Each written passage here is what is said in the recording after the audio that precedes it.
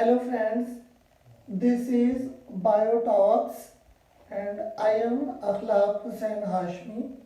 We are going to represent some of the biological topics which relate to mostly first year and second year biology of Punjab Textbook Board. Today we are going to discuss a topic of respiration, which is respiration in man. It is a topic discussed in Punjab Textbook Board in first year biology. Respiration in man can be divided into two major parts. First one is air passageways and other one is lungs. You know there are a pair of lungs in man. Air passageways can be further divided into nostrils, nasal cavity, pharynx, which is the common passageway for food as well as for the air, larynx, trachea and bronchi. After the bronchi, the other part, lungs start. Actually, the bronchi in the lungs is divided into bronchioles, then alveolar ducts and finally into alveolar sacs. Now I am going to show you these parts in this diagram. You can see here this is nostril and next to the nostril is the nasal cavity. This nasal cavity is lined with the ciliated epithelial cells which secrete mucus, which is of multiple purposes. It actually prevents the respiratory system from being contaminated with the germs as well as with the dust particles. Side by side, it actually is supplied with a lot of blood capillaries which maintain the temperature of the air which is coming into the respiratory tract.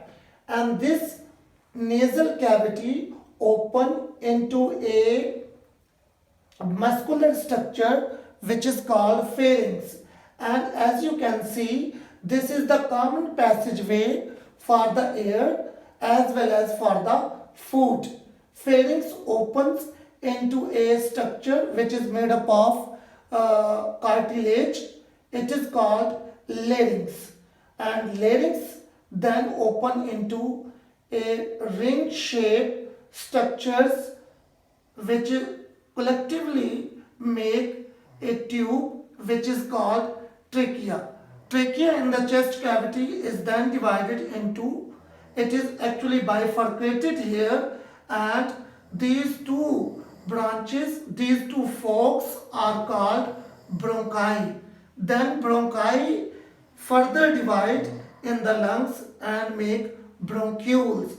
Bronchioles divide into alveolar duct and finally it ends with a sac-like structure which is called alveolar sac or simply alveoli. Friends, alveoli is surrounded with a lot of blood capillaries.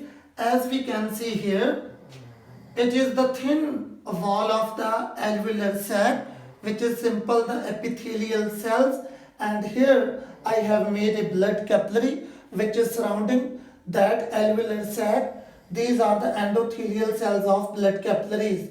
The blood coming here is actually deficient in oxygen and there is a lot of carbon dioxide in this blood. So due to the difference in the partial pressures, oxygen from the alveolar sac rushes into the blood. At the same time, carbon dioxide leaves the blood and comes into the alveolar sac. So in this way, there takes place gaseous exchange. So how this gaseous exchange takes place, it can be further elaborated in inspiration and expiration. That will be our next topic. Thank you very much. Subscribe it, share it and like it.